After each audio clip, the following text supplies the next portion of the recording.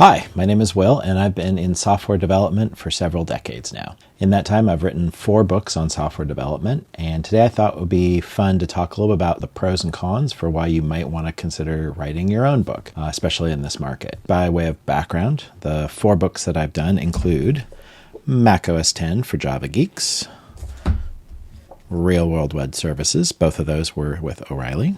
I wrote a book on Hibernate for Pearson, and I also did one on Jakarta Commons, also for Pearson. Some of these books got translated, so I have a Russian version of the Real World Web Services book, and I have a Japanese copy of the macOS 10 for Java Geeks book. So it's pretty fun stuff. I want to just give you kind of a little bit of a pitch for why I think you might want to think about writing a book.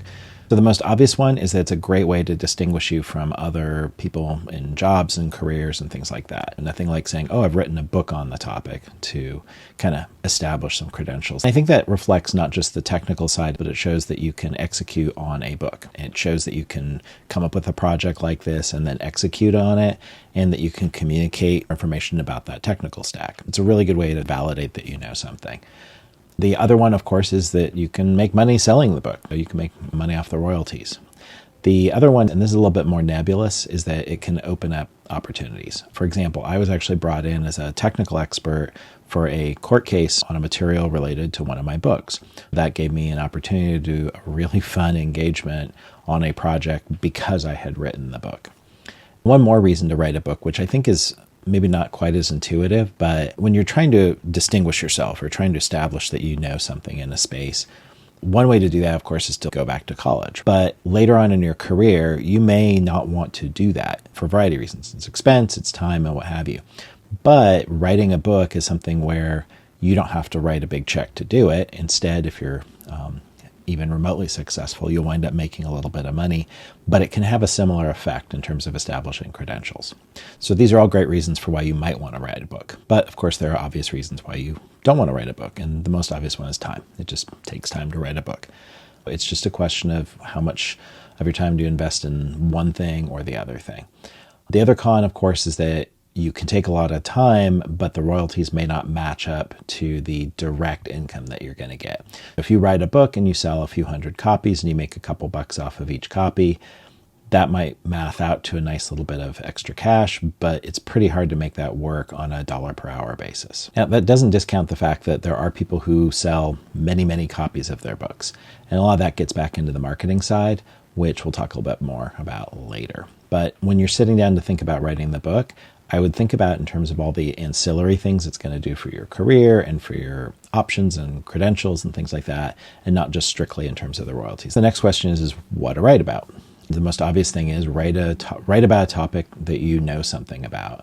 It doesn't mean that you necessarily have to be an expert on the material when you get started.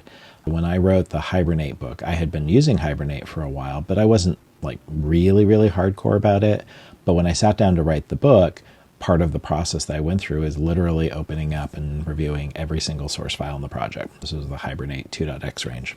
And so literally I just took the time to go through all that material, and then I used that to help me craft the outline for the book. It may seem a little bit weird because you might say, oh, well, I need to be an expert in something before I get started. And I would almost flip it around and say that the process of writing the book and going through that is the thing that will tip you over into being more of an expert. There's what do you know already as a baseline. Then there's the aspect of doing some market research. But you kind of want to have this weird mix because you want something that has an audience that's built in. Ideally, there's something newsworthy about it.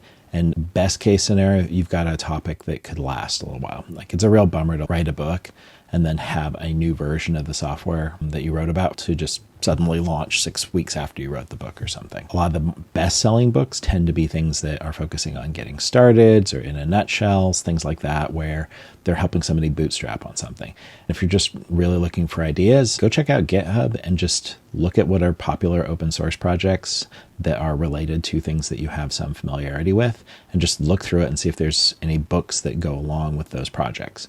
If you can find a really popular GitHub project that doesn't have a book on it, that might be a great place to get started. Another thing when you're thinking about marketing is there a natural market for it? What I mean by as an addressable market, is there a place that you can go to tell people who would be interested in the book? A really obvious one is Reddit. Is there a sub on Reddit with people who would be interested in buying the book? If you can put that up, especially if you can maybe even put 1 or 2 posts about, hey, I'm writing the book, I'd like feedback, I'd like reviewers, things like that. It's a good way to get started. Another part of the marketing is offline marketing opportunities, but for books that's a little tricky. Even huge technical conferences aren't that big nowadays, but it is something to add into the mix.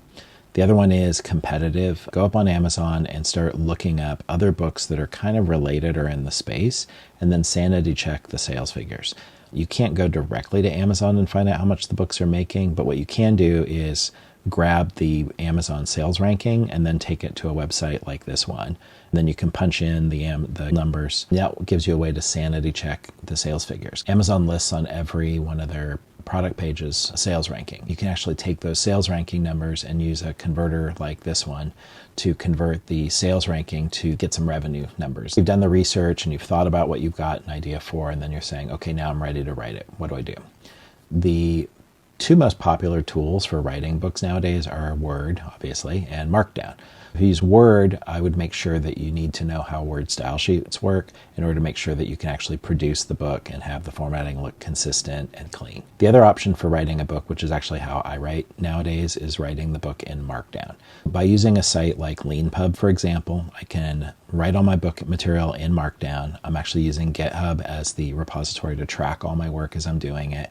And then I can just click a button and I can get a PDF that has proper margins for printing, a PDF that has the formatting to sell it more like an online PDF to view, and then I also can get the Kindle books or ebooks out of it as well. I get all those 3 different versions with nice consistent formatting directly from my Markdown, which I'm tracking in my GitHub repo. You can either use Word or you can use Markdown, whatever works for you.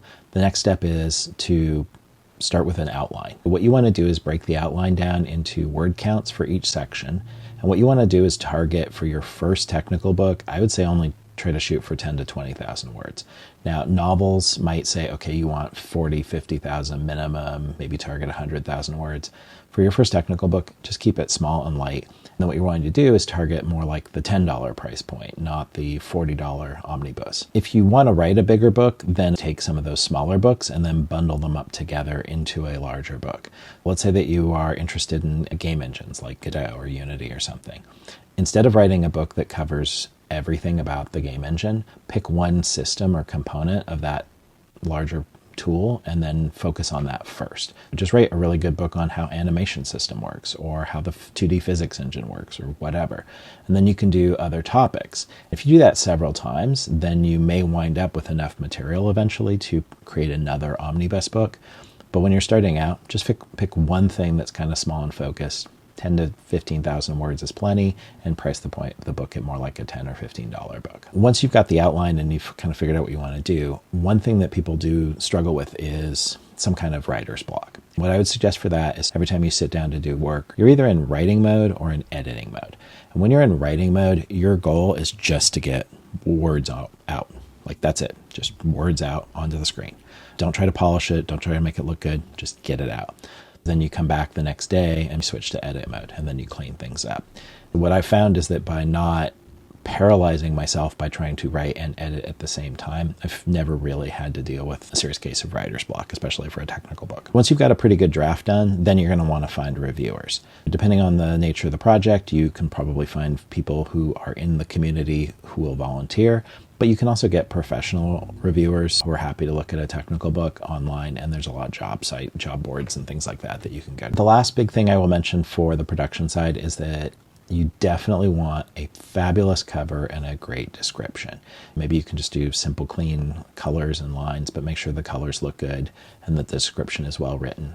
Absolutely no typos or anything like that in the description. You want it to just be really punchy, really good, really clean. When it comes to actually publishing it, the easiest thing to do, of course, is to just go up on Amazon and use the Kindle direct publishing system. That will allow you to create both print copies and digital copies that you can sell to the Kindle system. Do both. I highly recommend it. The last book that I did, I was actually really surprised. I wound up selling about 75% of the units, and the revenue were actually from the print side, not from the ebook side. So first I'd sort of dismissed it as, everybody reads on Kindle nowadays, and I was very wrong. Print is still a very big deal. Last thing I'll just note, what about publishers? The challenge is that most of the publishers nowadays don't do advances, but what you'll find is that there's this world of vanity press where they might even charge you money to do things, but they're not going to make commitments around marketing or what have you. And you can actually see where this gets a little bit wonky, because the first thing that most publishers include on a query letter nowadays is what's your social media following. So if you don't have a big social media following, they're going to say, well, we're going to have to do all the lifting. So best case, what happens is you write a book, and then you hope that that book shows up on the list of books that they're going to then take to go sell to retailers. The problem is that most of the big retailers don't carry a lot of technical books nowadays. You can just go into a Barnes & Noble and look around and see how big the tech book section is. It's pretty small. The thing is that nowadays, if you work with a publisher, you're not going to get an advance. You're going to have to do a lot of work to make your book match their trade dress. And they're probably not going to do a lot of marketing to support you, but they'll take a big chunk of your royalties. So is it worth it? I don't think it is in this day and age, but if you can get a good contract in place, maybe if you have a huge social media following and so you feel very comfortable that you're going to sell at least 5,000 copies or something, then maybe it's worth it. But again, if the publisher's not willing to cough up any kind of an advance, then at some point I would start to wonder what they're really trying to do. I know now we've covered a lot of different pieces. Hopefully you've got an idea and your brain's starting to whir and think a little bit about some ideas for books that you might want to write. Why don't you go ahead and throw the title into the comments if you want, or if you have any other questions about this, or if there's an aspect of this whole process that you'd like to hear more about, let me know. Like I said, I've written a bunch of books, and I hope you can too, and I hope it helps your career and all that fun stuff. Hope you enjoyed the video. Take a moment to go ahead and do all the usual things like and subscribe and all that stuff. Go ahead and drop something in the comments. I read all the comments, and I'd love to hear from you and see what you think. Take care. Good luck. Bye.